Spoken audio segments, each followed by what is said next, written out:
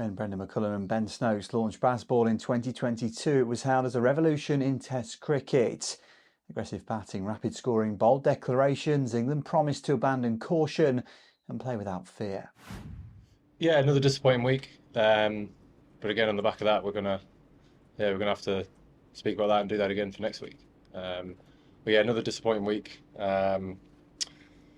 where sort of again we sort of were able to pull the game back, a little bit towards us and then let it go again, on a couple of occasions. And that was the same thing last week as well. So yeah, another disappointing week. But again, there were some moments in that game where we were looking like the team, with obviously the ability that we have in the dressing room of, if we can sustain that quality of cricket for longer periods of time, which we haven't been able to do in these first two games, then hopefully then the performances will start coming from that. The early results were remarkable. England's run rate surged, centuries flowed, and the side became one of the most exciting teams in world cricket, earning praise for revitalising the Test game. Yet the true test is under resilient pressure. In the away Ashes series, it's exposed Bazball's vulnerabilities. In the first test, England's batsmen collapsed. Australia's fast, bouncy pitches posted modest totals and allowed the host to dominate.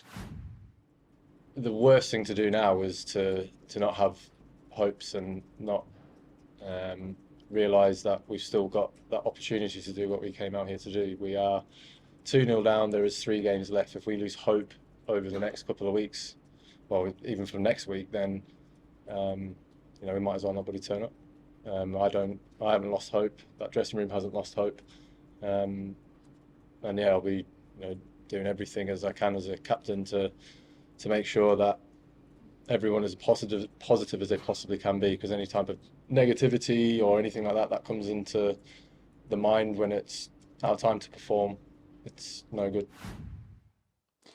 Discipline and patience, hallmarks of traditional cricket, were often sacrificed for aggressive intent, leaving England vulnerable.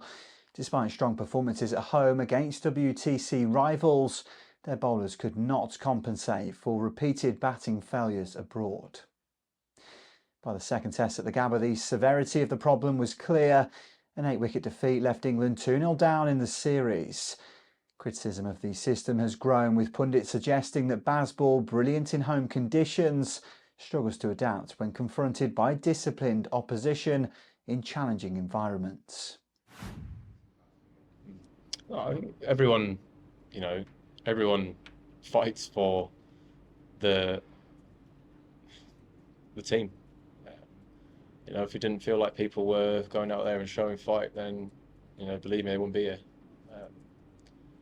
And yeah, it's, as I say, it's the mental side of this game is just tough, and being in the right frame of mind, whether it's you're on top, that's the easy part. It's when you're behind or where you are in the pressure moments, that's the hard parts of being able to deal with the mental side of what this great game brings to you. So yeah, just making it very clear in everyone's mind that you are going to experience this. What are you going to do to make yourself feel comfortable in those moments? Because we've been the team who've done that to other oppositions before, where we have put them under serious amounts of pressure and they've not been able to stand up to what we've offered. And at the moment, we've not been able to stand up to what Australia have thrown at us. And that's as a collective group, not individuals. We are one team, but we are full of 11 players. So yeah, just need to be better at those moments. What began as an inspiring experiment now risks being remembered as a reckless gamble. England's Ashes hopes hang by a thread, and Bazball's brilliance has been overshadowed by its shortcomings under pressure. The challenge for McCullum and Stokes is stark: evolve the approach, restore balance, or face the possibility that England's bold experiment has already run its course.